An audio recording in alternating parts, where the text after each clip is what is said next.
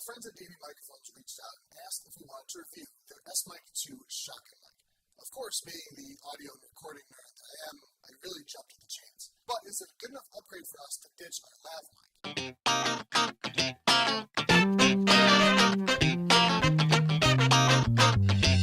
What's going on, everybody? Jeremy with Detroit Tech. First off, I want to thank Deity for sending the S-Mic 2 over to us. They did not require I say or not say anything. The review is my own words and my experiences only. We do get to keep the mic, so take that as well. When the mic arrived, I was pleasantly surprised to see they really went all out. Deity sent us the full package.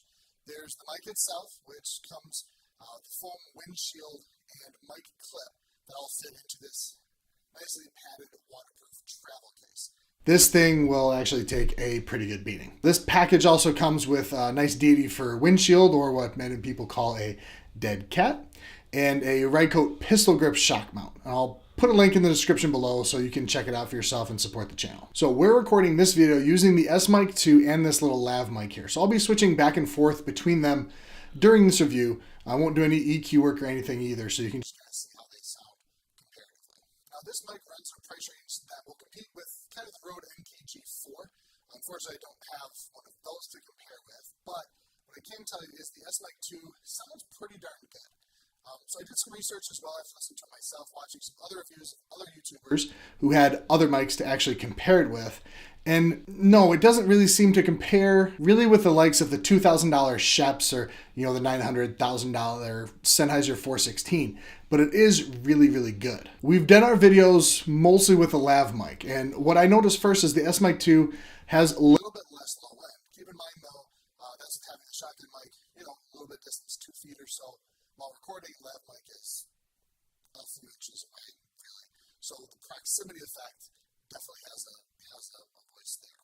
That being said, I like the less low end of the S-Mic 2, for me, at least for my voice. I don't feel like I need to do as much in post to get my voice to sound not annoying to me. It feels more true to form, which is always key. You have to get a mic that works for your voice. The good thing here is the S-Mic 2 picks up my voice clearly and cleanly. It's a pretty quiet mic too. What I mean by that is there isn't really a lot of noise to speak of when everything is silent. I don't really hear any hiss, anything like that, which is great. One detriment of using a shotgun mic instead of a lav mic is something you may have actually picked up on already. Room noise and reverb. Because it's further away from me, it picks up a lot more of the room reverb than the lav mic does. However, it is the silver lining for us. We've been wanting to clean up the acoustics in our studio some, but it's just been, honestly, we've just been a little lazy because we've been using the lav mic. So now, since I like not having to wear a lav mic, we're finally going to get off our butts and get this room treated. Probably. Maybe, if we have time. Anyway, let's get into the pickup pattern or polar pattern. So Deity actually qualifies this shotgun mic as having a super cardioid pickup pattern. You can understand that considering they promote this as having low off-axis coloration and a bit of a wider pickup pattern, so even novices can get the placement right when shooting. This is the Deity S-Mic 2 shotgun mic at 0 degrees.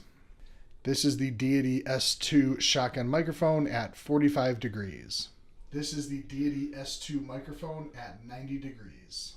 This is the Deity S2 shotgun microphone at 135 degrees. This is the Deity S2 shotgun microphone at 180 degrees. Two last technical details to go over. This mic does require phantom power, so don't think you'll be able to just grab like an XLR, it's an 8-inch adapter, and plug it right into the camera. Also, the S-Mic 2 has no controls on it. No high-pass filter, anything like that. So if you want to record with any filters like that, you either need to set it on your recording device or your SOL. The shock mount that came with our mic is really helpful in this area. It really helps isolate the mic from low-end rumble you might not notice until you get it into post. Conclusion time. Is this going to replace our lav mic? Long-term, yes. We don't have, a whole team to get somebody to boom me if we're walking around outside. But yeah, we'll start using it in the studio for sure. Does it compare with other shotgun mics? I don't have a full answer to that. I'll link a couple videos in the description below of some comparisons from some other well-known mics with other YouTubers. I think the price point though is really competitive, and this is proving to be a really good value for us. So thanks for watching, everyone. If this was a helpful video, hit the thumbs up and subscribe.